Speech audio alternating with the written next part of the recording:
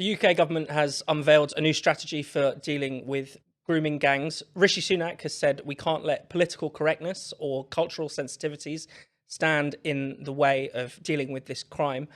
Home Secretary Suella Braverman has caused a bit of a stir by suggesting that this is mainly Pakistani men targeting white women, or white girls, I should say. Tom, what have you made of the reaction, in particular to Braverman's comments? Because that seems to have dominated the story, really. We're having a go at the Home Secretary and missing the broader picture. No, definitely. Actually, that seems to be the story of whenever Suella Braverman is in the news at the moment. I think what they pounced on was, I think it was a line in an article in the Mail, was it, that I think referred to almost all in relation to the perpetrators of grooming gangs and being of Pakistani Muslim heritage. And essentially what they've seen here is an opportunity to try and knock down the idea that this is a problem to begin with, and that the issues around cultural sensitivities didn't obviously play a role in the way in which cases in Rotherham or Telford or elsewhere weren't properly investigated and kind of hushed up.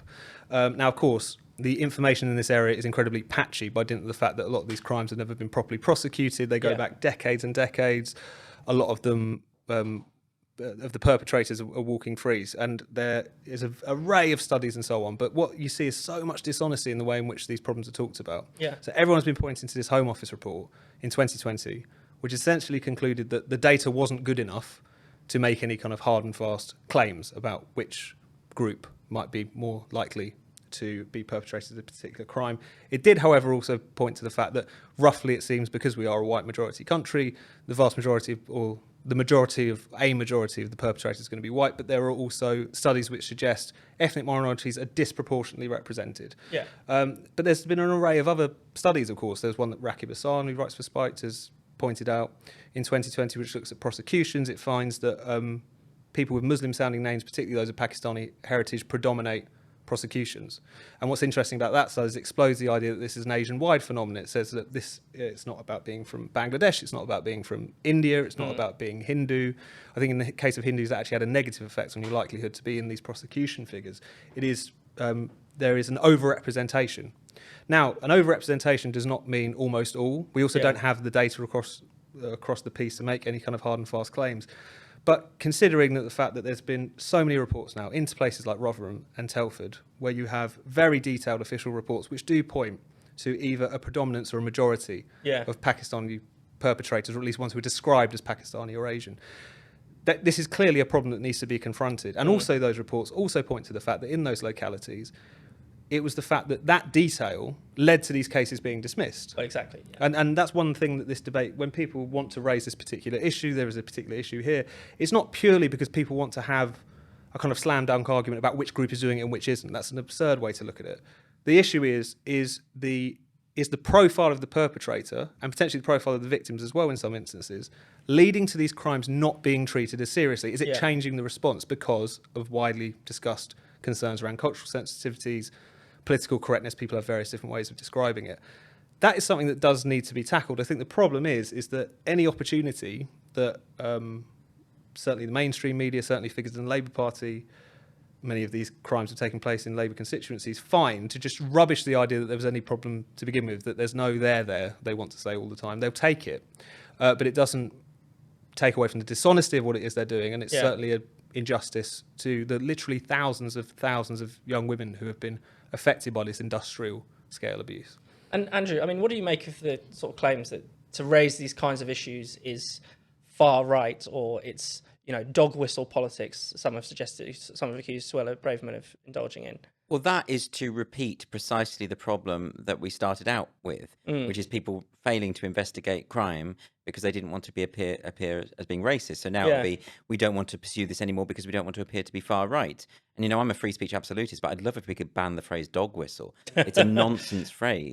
They're saying that I think it was the mayor of West Yorkshire saying that Suella Braverman has engaged in a dog whistle. She's not sitting there thinking, okay, how can I secretly signal to my far right followers? I mean, it is infantile to suggest it. And anyone who does suggest it should be ashamed and not taken seriously, more to the point.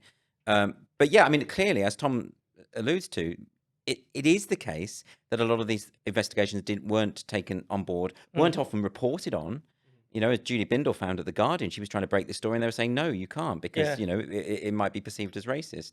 So it's clear that in these particular crimes, the certainly the cultural background, if not the ethnicity, is a factor, sometimes even in terms of the targeting of the victims. And therefore, it is relevant. So, I mean, I read in the press a lot of people saying, well, what about this this grooming gang, which is predominantly white on the other side of the country or whatever? Yeah. Why are you not up in arms about that? Well, because the ethnicity of the perpetrators wasn't a factor in them not being investigated. Yeah. That's why it's a factor now. And the idea that we can't have a conversation, I mean, look, I don't know all the answers, but why can't we have a discussion about whether there are certain cultures which have a certain view of women, and that does sometimes lead to crime. That is important. You know, in Sweden, they have these sorts of problems, but they deliberately haven't been recording ethnicity because they just want to pretend it's not a factor. But if it wasn't a factor, why would the German government be giving pamphlets out to refugees saying, by the way, it's not okay to grab women in the genitals when you just feel like it? You know, there is an acknowledgement within that there are some sort of cultural factors. Yeah. And as you say, it's not Asian. It's a very specific issue. And also, that's not to tar a whole community. Yeah. I'm sure most British Pakistani people are as horrified about this as anyone else. But if there is a predominance within a particular culture and there are these trends, in order to protect victims, it's surely worthwhile at least having the discussion. It's so strange that they'd almost rather racialise it than treat this on a granular level. So again, there's almost more comfort, although they'll also try and downplay that discussion. But there was at one point, again, just kind of lumping it together as an Asian phenomenon.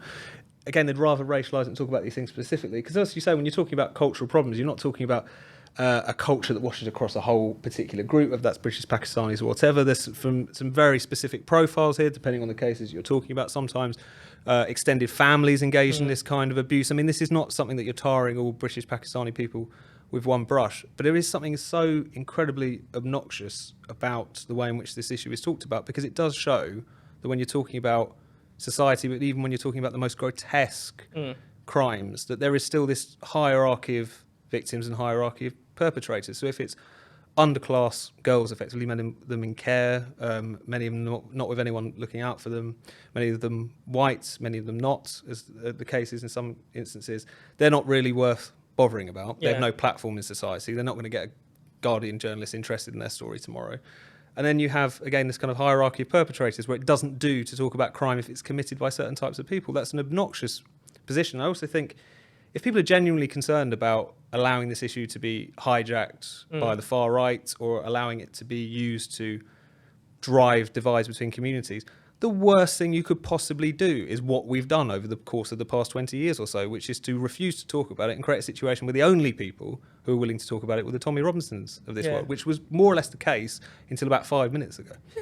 Or when Labour MPs tried to raise it, they were similarly dismissed as far right. I mean, again, it just shows the sort of dangers of silencing, the dangers of censorship, the dangers of political correctness, because, you know, at the end of the day, that has led people to cover up grotesque crimes when they should have been acting on them.